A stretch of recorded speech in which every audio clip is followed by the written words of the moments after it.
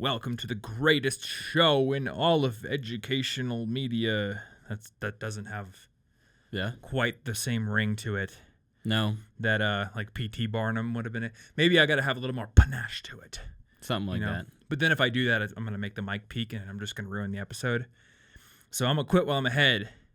I did, however, have the best idea ever for the name of our tea shop that we're going to open up in the space where our favorite tea shop closed. Is that true? And hire all the employees and bring back the entire stock of everything they used to sell, even though we only used to buy like one or two things. Yes.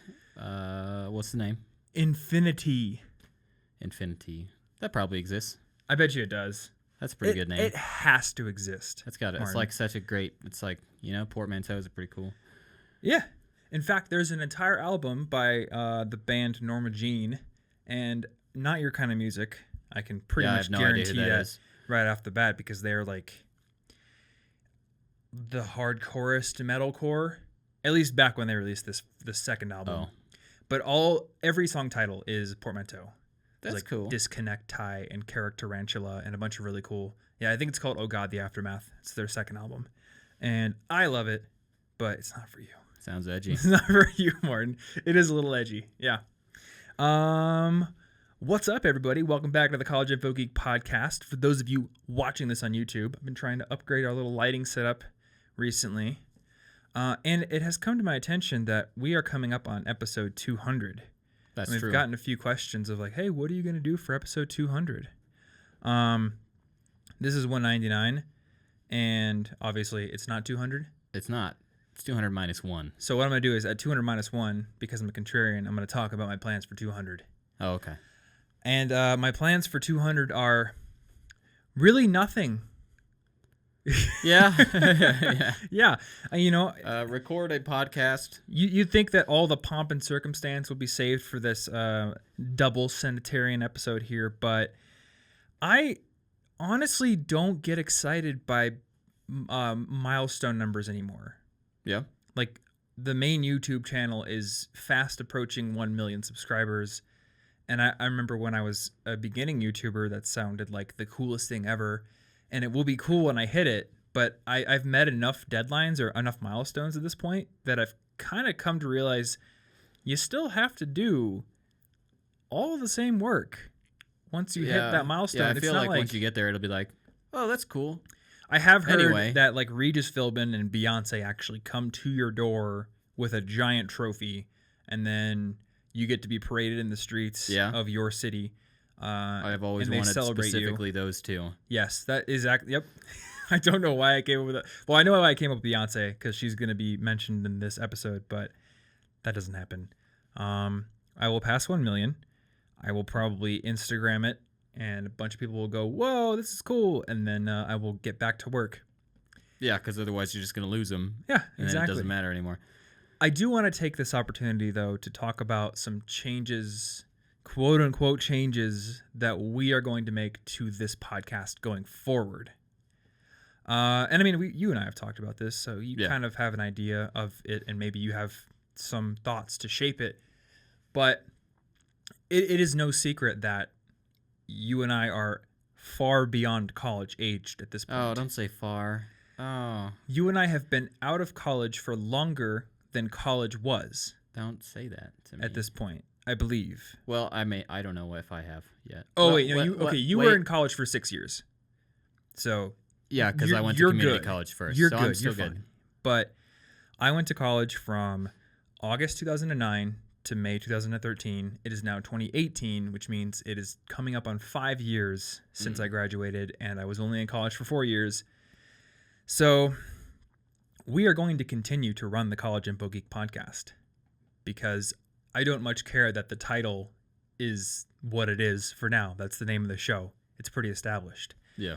But going forward, we are going to be discussing some topics that are a little more interesting to us at times, or maybe like some topics that are going to be slightly beyond college. So if you are a student, you're definitely still going to get student-focused episodes, but we're going to start mixing in episodes that maybe will prepare you for the life beyond higher education. Yeah, and not everybody that listens is a student. Yeah. And there's a lot of people. I mean, you've been podcasting with me for probably over 2 years at this point. I've been podcasting for 5 years. There are people listening to this who are done with school. Yeah. And they still listen. I mean, there's a guy who comments on the YouTube version of almost every episode, and I'm pretty sure he is like far beyond college. I don't know what his age is, but I'm pretty sure that he's much beyond college. So, and then we've got a lot of people who are graduating, who are trying to figure out adult life. Yeah. So, in addition to us doing episodes, like a very soon to be coming in the future one on exam prep, we'll be doing episodes on maybe what to consider when you're buying a house for the first time, or, you know, how to make friends in a new city if you get a job there, like that kind of cool stuff. Yeah. So, yeah, consider it half college info geek, half life info geek coming in the future. And hopefully people will stick around because, you know, the intent is to prepare people to live a great life. Yeah. Well, and a lot of those lessons do apply something no matter what age you are. Yeah, exactly. It's just that we can't like every single episode talk about very specific to school stuff. And in fact, this series isn't specific to school. What we're talking about, influence, that has nothing to do with school in particular. It's just psychology. Yeah, and I mean, looking through the past, I don't know, many episodes, I think this has been a theme that we've already been kind of we're just embracing it now. Yeah, we're embracing it. We want to let go of the pressure to always be student focused because we just can't. And even my YouTube channel has a better excuse because it's under my name. So while people kind of know me as like the student focused channel, it's my name, and new people will find me and they're like, oh, there's just this weird guy, Thomas Frank, talking about Elon Musk. That's pretty cool. And I have no idea that is connected to school tips. You know, but the title of this podcast, I think, brings along this sort of expectation that it's always going to be something for a high school or a college student. And it's not. Yeah. We'll just put it that way. Including this episode. Yeah, like we've already been doing it. We're just embracing it because I don't want to tell the same stories from like increasingly longer ago. Yeah. You know? Yeah, that's true. Back when I was taking a class 30 years ago, it's not going to be as compelling. So we got to like kind of shift and still talk about student-focused stuff, but try to embrace the other side so that we're not stale. Yeah, exactly. It's kind of funny when I hear somebody that I know who's a little bit older than me tell a story that involves a blue book. I don't know if you've ever had to use one of these. I think once. Yeah, apparently in college, in years yonder in the past, there were these blue books, and you would write your essays for tests in them. Yeah, it was just to like keep you from cheating or some nonsense that didn't really make sense to me because I feel like paper would have done that, but whatever. I don't know. Maybe they just wanted to have like some cool like restricted item to make it seem fancier. I don't know. They just want to exert their control over you, man. Yeah, it's just the man keeping you down. Fight against the man, dude. And that's this whole series is about, fighting against the man. But I never once had to use a blue book in college. Not once. So anytime someone told me a story about using the blue book for an exam, I was just thinking, you are an old man. And at this point, me saying, do they even use WebCT or Blackboard anymore? I don't know. I imagine they use Blackboard. Back in my day, we had these things called pencils.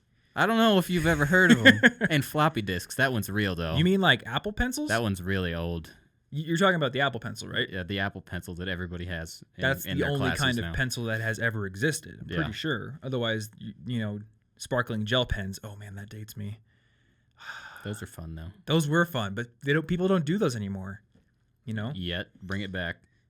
Like this, if you were a '90s kid, look at this Light Bright. Look at this Lisa Frank poster. Gross. Are we BuzzFeed? There's some principles of influence right there. Similarity, social proof. I mean, I like all those things, but I don't want to make a weird 90s pandering BuzzFeed article. You don't want to do that? No. Dang it. That was my entire business strategy going forward into the future. I got nothing now. Actually, what I do have is a lot of notes for this particular episode. Fair. So, this is the conclusion to our Weapons of Influence series, which was a bit of an experiment because, I mean, we stretched out a book analysis over 6 episodes. I thought it was pretty cool. I would be curious to hear, though, what people thought of this more in-depth analysis. Oh, yeah, because we've done plenty of books that were one episode. Yeah. Is that better than this? Is this better than that? That's good to know. Mm-hmm. You know? The books we read are fairly in-depth. It's true. It seemed like this book just really lent itself well to a series like this. Yeah. And now that it's over, I am excited to be able to do a wrap-up video on my main channel in which I can tell people, hey, we've done a whole 6-episode miniseries on this. So if you want to dig into one of these concepts with a lot of detail, head over to the podcast. Cool. So it might be a pretty cool little podcast marketing strategy there. All right, so the final weapon of influence that we're going to be discussing in this series is scarcity, which is a pretty darn powerful one. And would you say that is incorrect to assume that scarcity is, if not the most used tactic in business, it is the most blatant one?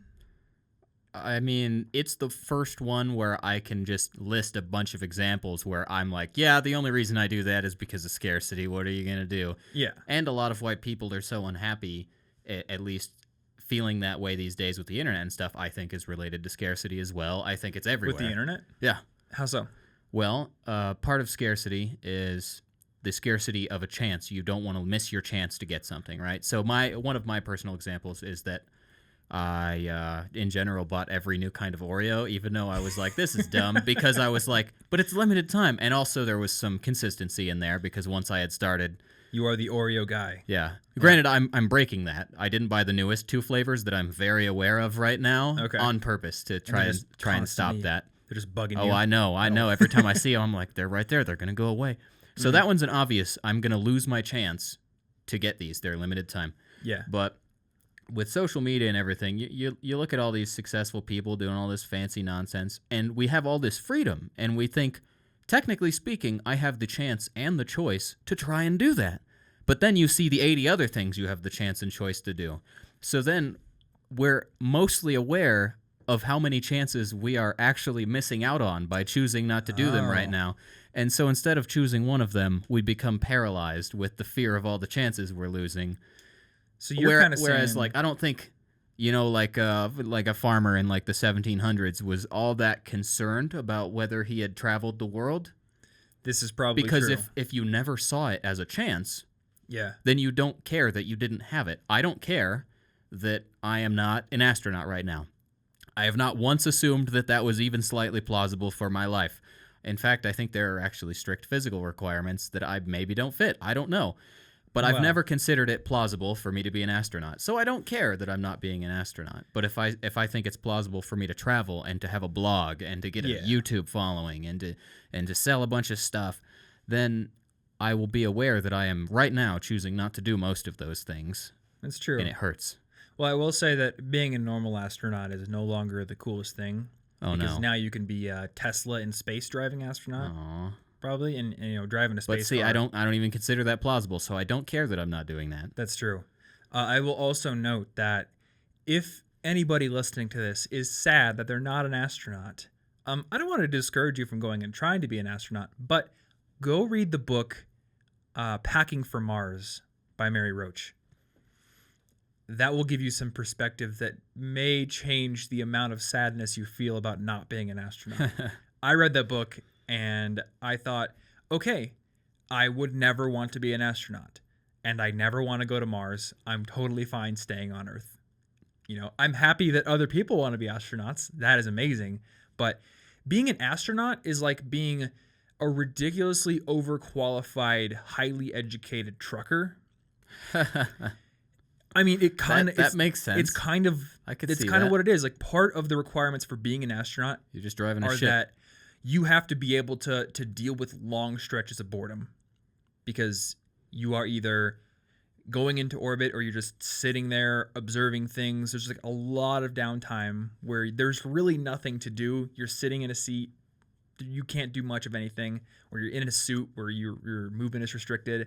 And then I don't even want to get into like the gross necessities of everyday life, but suffice it to say, in 0G, they're very difficult. It's tough to exercise. Yeah, that doesn't sound fun. Tough to eat, tough to shower, tough to do anything like that. So, yeah, it's not that fun. But I didn't expect you to take that tack with the whole opportunity cost of seeing all these opportunities out there and realizing that your time is the scarce asset. Yeah. And realizing like all these people are doing all these things, but you don't have enough time to do it all, so you know that you're losing some of them. Yeah, it's really tough. And it feels real bad. I think that that is actually a pretty bad downside of the internet, is you constantly get this super tailored, excellently produced highlight reel of all these people doing amazing things. And if you have any ounce of ambition whatsoever, you're going to naturally want to do all those things. I think it's a downside to having so much choice. Like, Yeah. freedom is great, but freedom from freedom is sometimes useful in certain circumstances. It's hard to make a choice when you have so many things, and you're like, once I make this, I lose all those other things that I didn't choose. Mm-hmm. And freedom is slavery. And the thing is, with loss aversion, we value things we thought we already had more than things we don't have. So I don't care that I don't have chances I never thought I had, but a chance I know I had that I'm giving up feels really bad to lose. Yeah. I remember in all years of school, public school, anytime I would bring gum to school, and anytime I would take out my pack of gum to chew a piece of gum that I bought, immediately the people around me were like freaking sharks. They see the gum, oh, can I have a piece of gum? And I would always get so frustrated because in my mind there was just this realization that these people had absolutely no desire or care in the world to chew gum until they saw my pack of gum. And now they're mooching hardcore off me. And I'm like, why? Why do you need this? You didn't want it 5 seconds ago. It wasn't even in your head, but now it's like if you don't get gum, you're going to be so sad. And I think it's the scarcity thing. You realize, oh, there's a resource that just popped into my consciousness, and I just realized I wanted that. And there's only like 6 pieces, and if he puts it back in his pocket, it's going to be gone. It's like an opportunity that pops up. Yeah. And I want to get into a bunch of like the more basic stuff on scarcity that he talks about earlier in the chapter, but I think this is actually a very good segue into something that is talked about later in the chapter, which he called psychological reactance. Yeah. So just to put this in context or to build the foundation here, essentially the scarcity principle is that when people realize that a resource is scarce, that its availability is limited, they want it more. And this is generally, like all principles of influence, a good thing. You know, if something is scarce, it probably means that it's good.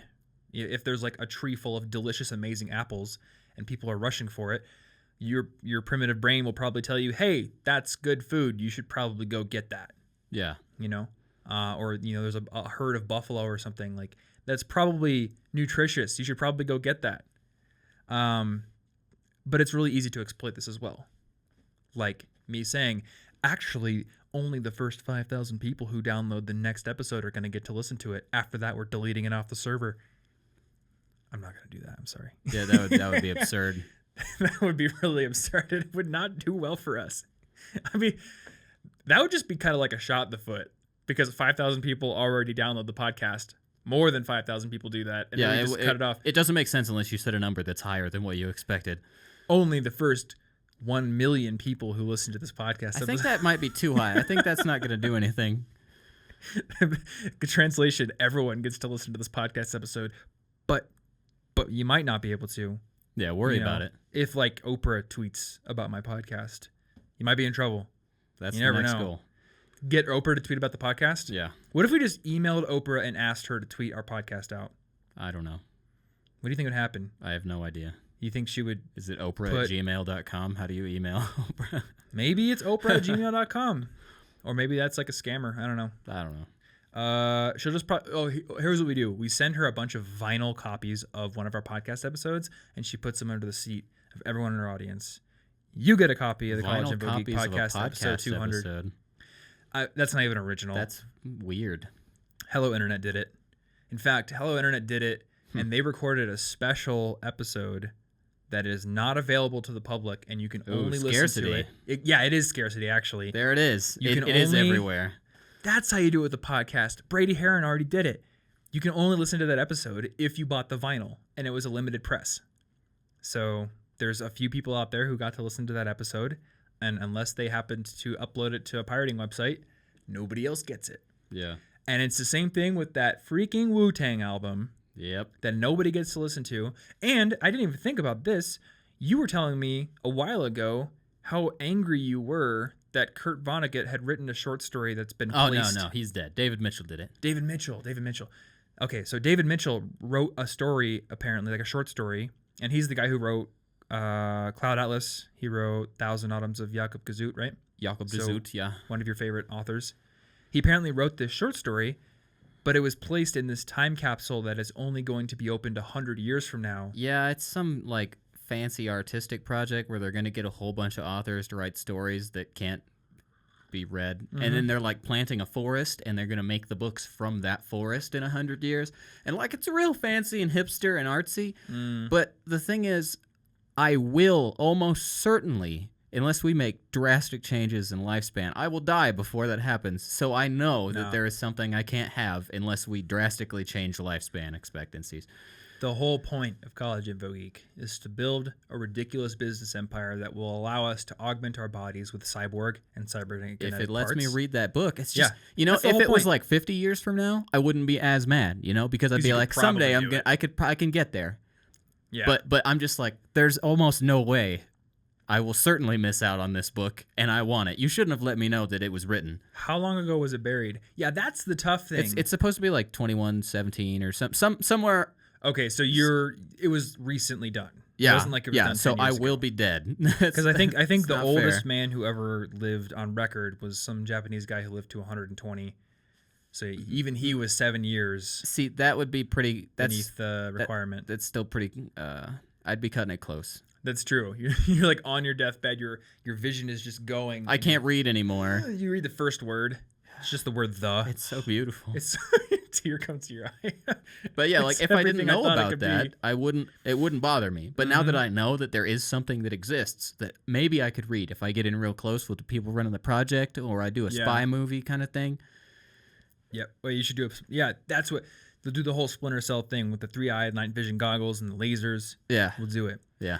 Anyway, so this principle of psychological reactance, it basically sums up the idea that people view an item as more valuable when the scarcity is due to a diminishing supply or due to demand. So basically, like, if it is put in front of them and then taken away, it's like really desirable, but it also makes people really mad when it happens.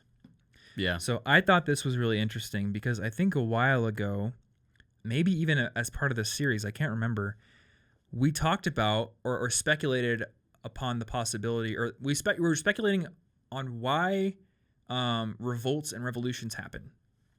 And I think we had speculated that people who had been given freedoms and then had them taken away are the people who typically incite revolts. This chapter actually confirmed that. Yeah. This chapter said that revolts and revolutions are usually not incited by people who have been downtrodden forever, who have basically accepted that it is their lot in life to be a slave or to have no rights. It's the people who have been given some freedom for a while and then had it taken away that really get mad and take action. And a really good example of this that was talked about in the book was from the Soviet Union. So ever since Lenin and the Soviet uprising that took over the, I guess it was the Bolsheviks, I think. They took over the monarch system with the czars and instated that government back in, I think it was like World War I period. There had been this Soviet system that was pretty restrictive, pretty authoritarian. And then Gorbachev gets into power, and he had this policy called Glasnost, and I think there was another one that I can't remember the name of, but essentially it was trying to give some more freedoms to the people.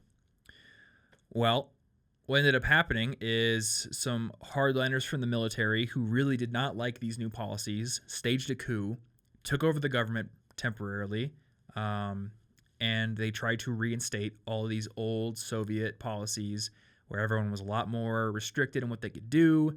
There was curfews and all this kind of stuff.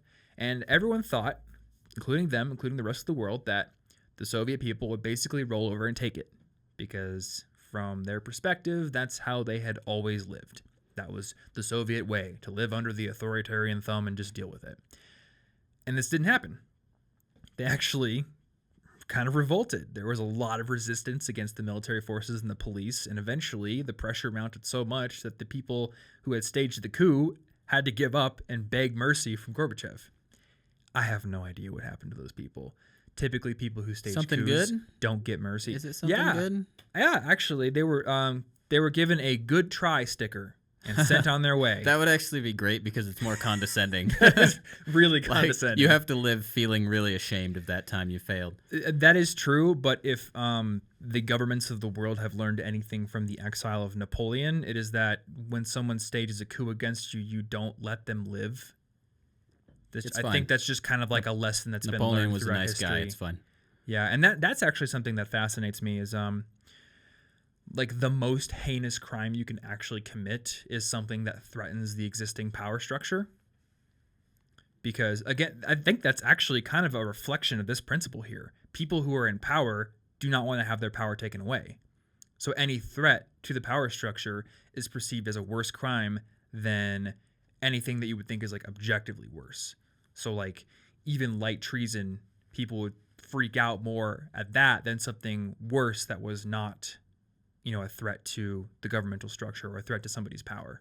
Yeah, like you'd be more of an enemy of a state if you did some sort of treasonous thing as opposed to if you were just a serial killer. Then they're just like, oh, he's a serial killer. That's terrible. Yeah. But we don't have like a holiday about when we got rid of this guy for some reason. But everybody would band behind getting rid of somebody who was a traitor. Yeah, exactly. So, and another thing that I found interesting about this whole psychological reactance thing is it applies to information as well. So when you're told that you cannot have access to information, you want it more. And the book talked about how apparently in court cases, sometimes information will be presented and then the judge will say that information is inadmissible in court. And he'll tell the jury, you are not allowed to use this information in your judgment. And then studies have shown that juries actually use that information more than information that they have not been told they aren't allowed to use. Yeah, we don't like being... Once we have... you cannot give us a right or a freedom or a power and then take it away without a fight. Mm-hmm. Don't give us a taste of the good life. And the book didn't talk about this. It may have been too early. But there's something called the Streisand effect, where basically when somebody really wants information to be suppressed, it tends to spread faster because the restriction on it and the censorship makes it more desirable. So the immediate thing, I don't really know what Barbra Streisand was trying to have covered up, but I do know there's this particular photo of Beyonce that Beyonce really doesn't like. I think it's her at like a Super Bowl halftime performance, but I don't know. She's like flexing and making this really it's hilarious like face. Snapped at the wrong time. Yeah, it's either snapped at the wrong time or it's just a frame from the video. Yeah. And I mean, like I know from being a YouTuber, if you stop at nearly any frame in my videos, I look like an idiot. And it's funny. Yeah, there's this photo of Beyonce, and she's just like, "Ugh," and people have photoshopped her like deadlifting 500 pounds because that's kind of what it looks like she's doing. And I think she tried to suppress this photo, or her agency did. And of course, it has just spread like wildfire on the internet and is the butt of many jokes and memes at this point. Yeah. Well, and I thought it was really interesting. One of the examples you gave was like at this university, and I don't remember where it was, but somebody wanted to give a speech. I think it was against co-ed dorms. Mm. And then they said, we're not allowing them to give the speech.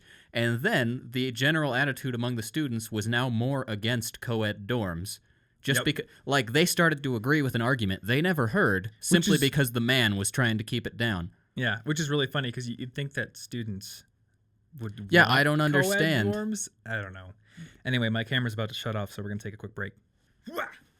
This week's episode is sponsored by RXBAR, which is actually our first sponsor ever that has sent us I've never been able to point to something. Yeah, I've never been able to point to anything, though a lot of people are listening to this on the audio feed, so I can't really point to it. It's a box. It says RXBAR on it. It is, but RXBAR makes whole food protein bars that are made from real simple ingredients, and they're right on the front. And actually, so I was going to take these on a hike. I was going to ruin the whole unboxing experience for you. So You're lucky that I didn't do it. I wanted to take some on a hike with me over the weekend, and then I woke up to a snowstorm. So I wasn't able to throw these in my bag. You're going to need all of them when you get stuck on a frozen mountain. That's probably true, yeah. But I have been eating these from Whole Foods, and I didn't need this sample bar to know that I like them. Yeah. But the nice thing about these is that they are made from real food, and they actually put the main core ingredients on the front of the package for people who are watching here. So like this one is the chocolate sea salt one. They've got 3 egg whites, 6 almonds, 4 cashews, 2 dates, and no BS in it. There's no artificial flavors. There's no artificial fillers, no artificial preservatives. On the back, you'll see the things that make up the texture, like coconut and 100% real cacao, stuff like that.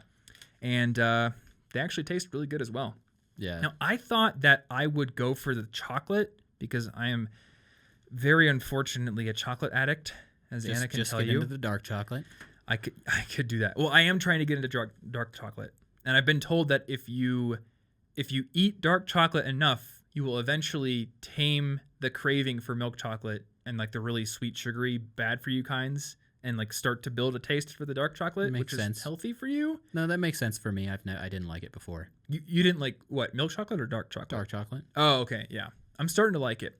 But actually, they have a maple syrup sea salt flavor, which has ended up being my favorite one. Maple does sound good. Yeah.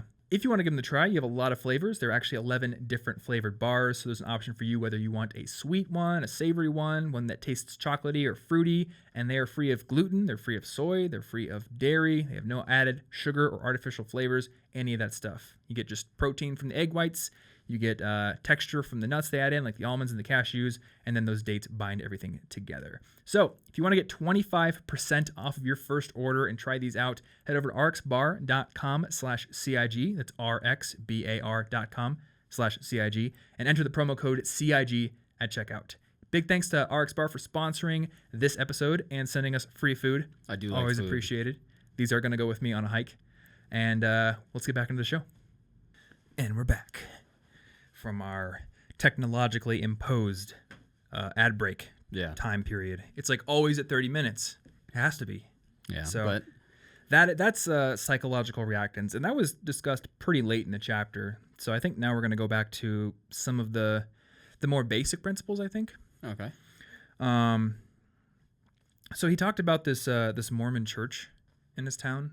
Yeah. And apparently in the Mormon church there are these inner sanctum rooms that nobody except for super high brass in the Mormon church is allowed to see, except when the Mormon church does renovations. And if there's like a renovation, or if there's a new church built, or there's a renovation that is extensive enough to be declared like a new church in the same building, they'll have like a few days where the public can come in and see these inner sanctums. And Robert Cialdini himself was saying, I really felt like I wanted to go and see this, until a friend pointed out, you've never expressed interest in going to see the inside of a church before, so why now? And it was literally because of this whole limited time offer only thing. Yeah. You can't do it at any other time. It was never a possibility before, so you didn't care. It's a possibility now, and it's going away, so freak out about it. You know, I wonder if a lot of the events we go to are in part because of that. It's a limited time thing. You can only go see the lights at the botanical gardens for just like 2 nights. You know, I'll tell you that I've gone to those pretty consistently, but when there's something that happens every week, it takes me a long time to go because I'm like, actually, I'm busy today. It's not limited time. There's no pressure. That's true. Yeah. There's a swing dancing class in Denver that Anna and I have wanted to go to ever since we moved here, and we haven't gone yet. Because again, it's every Sunday. So we always find some excuse to not go. Yeah. You know, and it could just be like, I'm making dinner. It doesn't even have to be a good reason. As long as you know that freedom doesn't go away, it doesn't matter that much. Mm-hmm. You know, and in that case, it actually could be useful. Like the scarcity principle could be very beneficial to people because it will get them to go out and actually do things. Yeah. You know, so, and that's something that I think about a lot with, education. Like, is it better to somewhat restrict educational opportunities a little bit so people actually take them more seriously?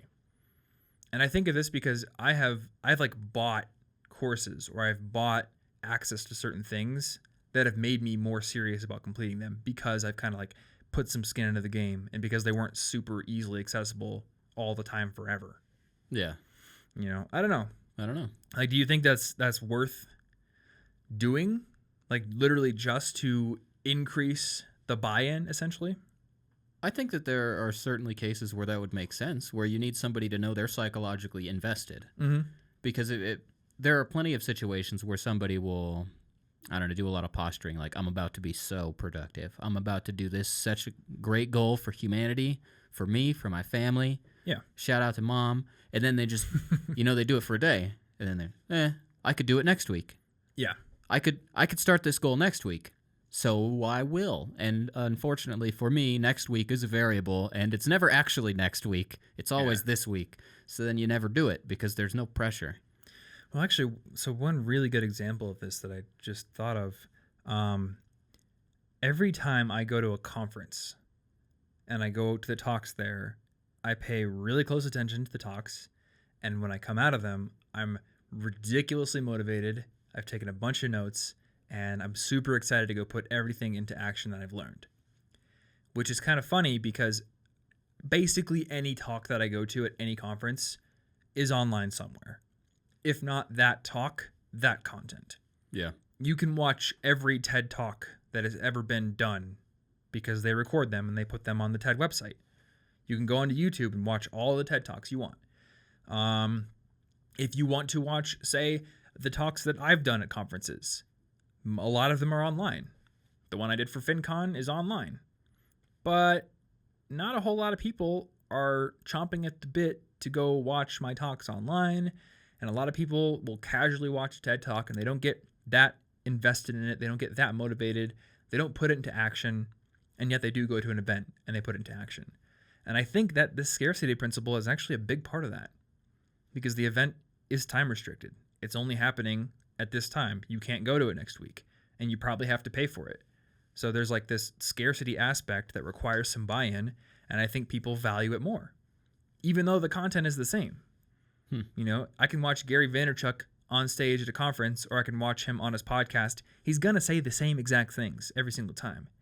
You just got to hustle and work 18 hours a day. I worked in a liquor store, never saw my dad. But it's going to have a greater impact if you're watching him in person and you know you can't do that next week. So I think that in this case, the scarcity principle can actually be very useful, even if it is in the same context, somewhat exploited by the people who are maybe selling tickets to the event. Yeah, well, I think, and this is sort of skipping to the summary of the book, but in general, all of these psychological factors for influence can and will be exploited, always, as long as they're exploitable.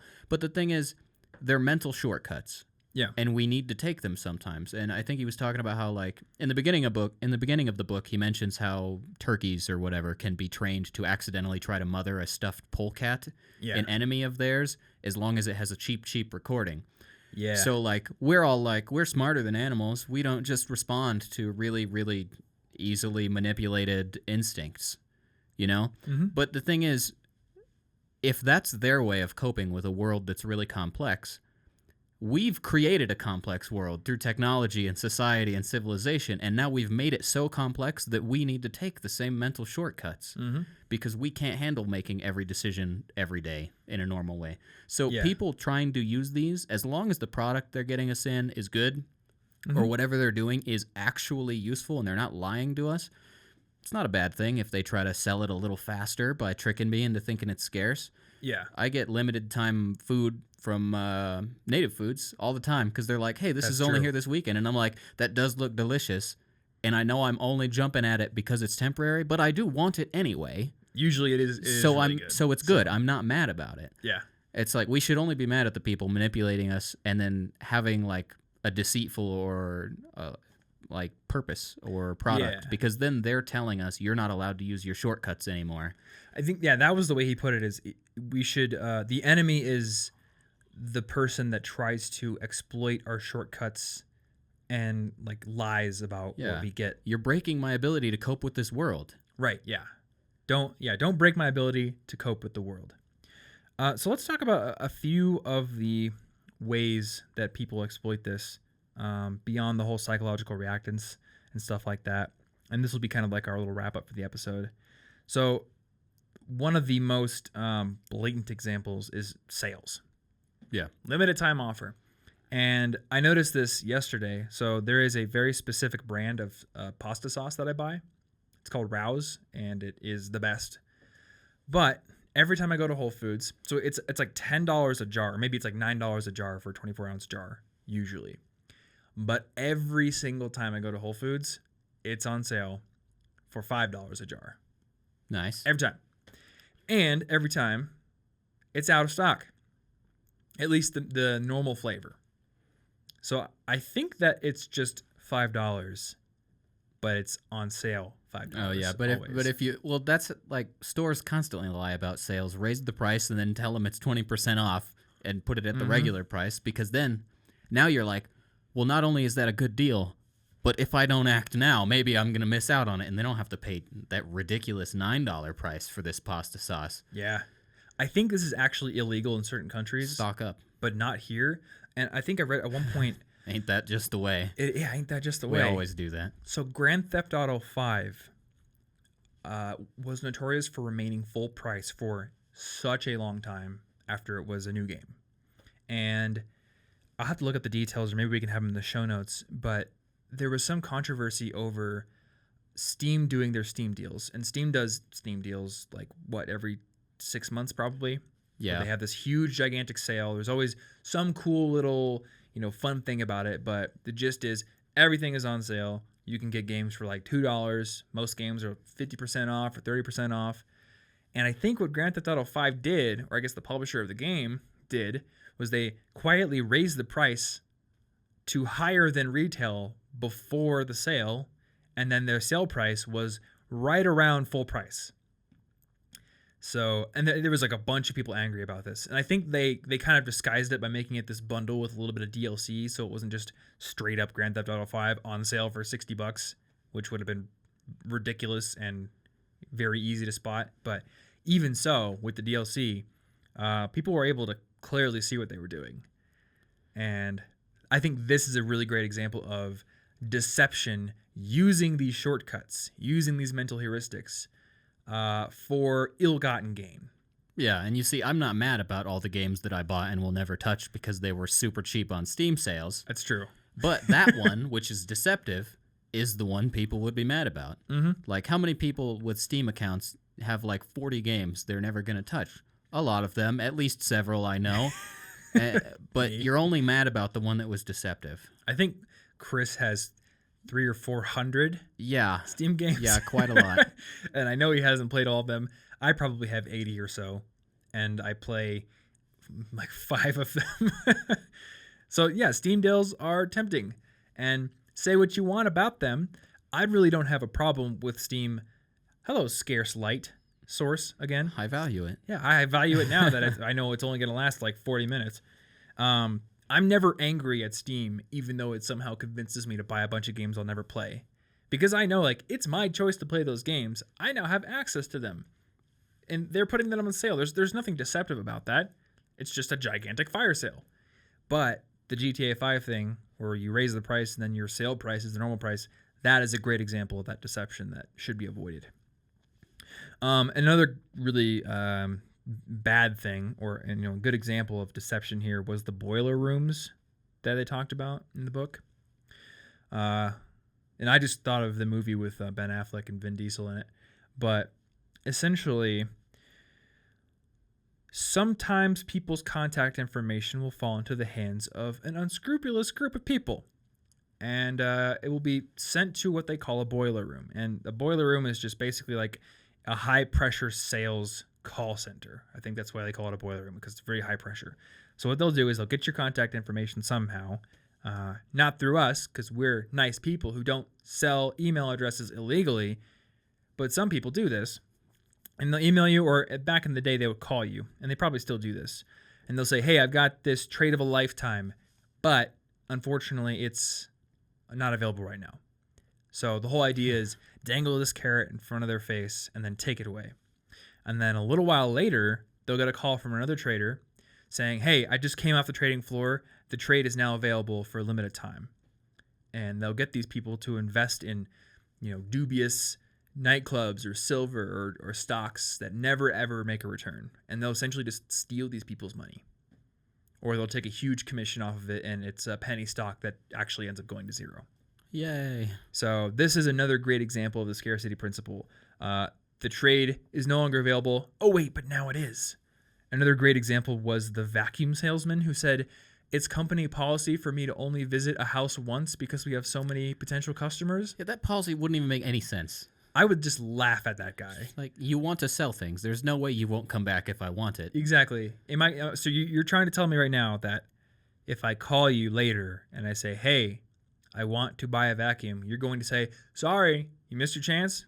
Yeah, like, no way. But it's No. still compelling. It's still a compelling scarcity thing, even if it doesn't make any sense. It's true. Yeah.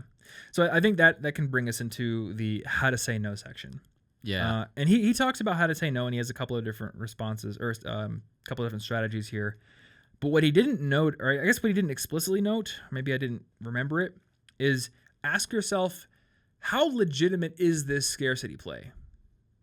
Oh, so in the case of that's one. The vacuum cleaner salesman, am I really not going to be able to buy a vacuum cleaner if I don't buy it right now? Are you really not going to sell it to me? And if you won't sell it to me, I'm pretty sure there are other Kirby vacuum salesmen in the area that I can call. So you are going to sell it to me because you want that commission, that sweet commish. And the other things he mentioned were, one, you want to notice when you have the rise in the emotional state due to scarcity. So if you're, say, buying a car and then you start to realize, I really want to buy this car, and you notice that it's because maybe there's another buyer there who's also looking at it, take note of that. Yeah, because like our instinct makes us emotional about scarcity, and then we stop thinking logically. Yeah, exactly. So it's a dangerous spot. You're all high strung, and you're just like, oh, I got to get that before the other guy gets it. And then stage 2, after that, ask yourself why you want the item. So maybe you want it to possess it. Maybe you want the social status or whatever it is. Maybe you just want to own it. In which case he says, all right, use the availability of the item to gauge how much you're willing to pay for it. Like a Black Lotus, $20,000. $20,000. If you want to just own it, go ahead. Yeah. Also, our P.O. box is at the bottom of any email in the College Info Geek newsletter. And if you want to send us a Black Lotus, we won't be mad. But the other option here is, do you want the item for its functionality, which is probably more likely. Now, okay, if you are a rich guy and you want to buy a Rolex watch, you are probably buying that watch mainly for its social status, for looking really cool. Yeah, that's the only reason you would pay that much. So you would pay $5,000. And I mean, you can look into the markups of the jewelry industry. It is nuts. I remember overhearing a conversation at a bar once of some guy who was like selling rings online. And he said, like, I'm selling them for $150 a piece, and I get them for 25 cents from China. And I was just like, what? Yeah, it's absurd. And it kind of makes sense because it's a tiny hunk of metal, you know? And there's no, it's like, so I mean, small. even gold, the functionality for me, having gold would be, what am I going to do with this? But its scarcity is what gives it value. It's why people think it means anything. The only real utility of gold is the fact that gold is nicely divisible. Yeah. So it functions well as a currency. But the same could be said for nickel. So really it is just gold's scarce, and for some reason humans want things that are scarce. So this weird shiny rock that really does nothing for me is kind of a non-useful element for most uses. I want it still. Yeah. And like I think a good example of the functionality versus possession thing is like with books. I have a first edition signed copy of The Thousand Autumns of Jakob de Zoet now because Ashley got it for my birthday, and it's super awesome. Mm-hmm. That is worth money. I want to own it. But if all I wanted was to read that book again, I have it on Kindle, or I could buy it on Kindle, or I could buy a regular edition that costs like nothing. There would be no reason to get the special stuff. Yeah, that makes sense. I'm trying to think of what do I have that's a non-functional thing? I don't honestly know. Your real magic cards as opposed to proxies, unless you're going to like events, because the functionality among friends we already had. I think I really wanted a bunch of but then we wanted real cards. We wanted real versions of the cards because that it's fancier. I guess But we already fancier. played. That's true. Yeah. But I mean, a lot of times, I don't know. I think maybe there's a mix going on, and maybe intelligent marketers actually are very aware that when you mix a little bit of functionality with status, it's a much easier pill to swallow. So, well, yeah. I went to a clothing store once, and they were talking to me about these dress shirts they sold, and obviously, it's a high-end clothing store, so I'm going to be wearing clothes that not a whole lot of people are wearing. Clearly, there's a scarcity play there. Clearly, there's a status play there, but mainly the sales points that they were telling me about were the material this shirt is made of is much higher quality than what you get at the store in the mall, and it's going to last you way longer. So a lot of times I think skilled salespeople understand that there's this whole division between functionality and status, and they try to muddy it a bit. So you have to work to kind of detangle that. Yeah. I don't know. I've been like looking around the room, asking myself like, what here is status based? A lot of these things are very function based. I don't know, but maybe like maybe the car I bought is status based. I suppose you could have gotten a cheaper car, probably. Yeah. It all it does is drive you places. I mean, like functionality You can have wise, some quality difference. I wanted a car that was powerful because I enjoy having a car that has some kick to it. But now, do you enjoy that for the functionality of needing a kick to it? Yes, yes, I do. I actually do. Like okay. being able, I don't know, like I find it very fun and satisfying to be able to speed up really if you think quickly. it's fun to do that. I like that. Like it's not just like I'm powerful. No, it is actually fun for me. Okay. Like when I drive a boring car with like a 4-cycle 200 horsepower wimpy engine, I'm like, this is not as fun. So, but I looked at the body style. There's probably some parts in my brain going, that looks pretty cool. People are gonna think I'm pretty cool driving this car on the road. They think that all the time. They tell me. They probably do. There's like, man, that car is amazing. And, all the people here in Colorado driving Lambos and Teslas and Beamers are definitely jealous of my 8-year-old Nissan. Yeah. Yeah, it doesn't look that cool here, does it? No, it doesn't. It looks downright mediocre here. Ridiculous. And even in Des Moines, it was starting to look a little mediocre. I was starting to see some Teslas and some BMWs, especially when I'd go over to West Des Moines. So anyway, that's the main thing here is stage 1, notice the rise in emotional state, pause and reflect rationally. In stage 2, ask yourself, do I want the item for status or because it is scarce? If so, sure, buy it. Like the same thing with your book there. And I'm actually glad you brought that up because I was trying to think of like what's a good example that isn't like ridiculous. And a first edition special editions of stuff. Yeah, that's great. At GameStop, they want you to buy the $90 special edition. Here's some cases and some nonsense with your game. And I'm like, actually, I will derive less joy from having to put that stuff on my shelf somewhere. So I want the cheaper version. Or it reminds me of in Daredevil, Kingpin has this painting that's just like it's just white paint strokes on the wall, and he says something along the lines of, the price of art should be set by like would it hurt you to not have it, and like that's why it can cost so much. Yeah. And on the other hand, if it's just functional, if I want these dumbbells because they weigh 15 pounds and I can use them to work out, then realize that the utility is not affected by the supply. Yeah. And then don't be persuaded by an increase in price or a high pressure sales tactic to buy right now, because you can always get dumbbells later. And the one thing he didn't mention here, but I did want to mention this, is like, say you're going to buy a car. If you go into the dealership, try not to make it really obvious that you are super enamored with that particular car. Because like maybe they're the only dealer in town that has a Volkswagen GTX in red with the particular rims you want. And if you're just like, I've always wanted a red GTX and I've always wanted those black rims, I'm so happy I found it. They're like, we're the only people in town that have this particular GTX. Now they're in a much stronger negotiating position. Yeah, we don't have to cut the price that much to make you think it's a deal. Exactly, yeah. Whereas if you're like, I'm in the market for a hatchback. I think hatchbacks are pretty cool. The GTX is on my list. I've also got the Mazda 3 on my list, and there's a Mazda dealership down the street. Now they know, okay, they got competition. Now they have to compete on price. They're in a much weaker position. Yeah. So don't give away too much information, and don't try to seem too excited with a salesperson. And they're going to try to get you excited. Don't take the bait. Anyway, that about does it. This has been a long series. Yep. Book over. Now everyone knows everything there is to know about influence and will never be able to sell anything ever. Just kidding, because we have read the book, and I'm pretty sure that I've fallen victim to influence tactics even after reading the book. Yeah. And I will continue to. I'm still going to. Do I ever want to buy Girl Scout cookies again? Those are scarcity. Yeah. It's just a cookie.